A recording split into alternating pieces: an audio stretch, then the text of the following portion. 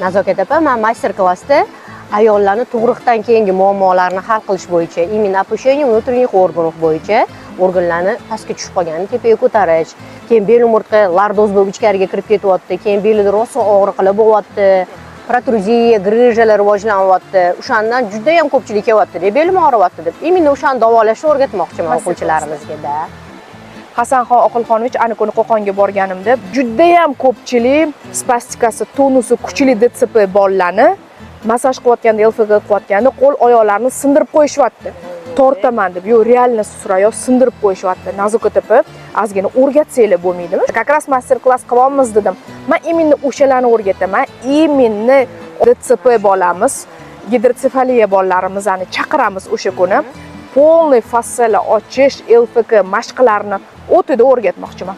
Bolajonlarni skolioz, lardozlari, bukchayishlarini, yana boshdagi asosiy problemalarni davolashga eng kerakligi ZRR, ZPR, rosa ko'p hozir. Именно ko'zlaridagi tiklarni, gapirish orqada qolish, zrительный kontakt yo'q, juda ham ko'p shunaqa bolalar ko'payib ketgan. Именно shunaqalarni davolashni o'rgatmoqchiman. Zo'r bo'ladi inshaalloh.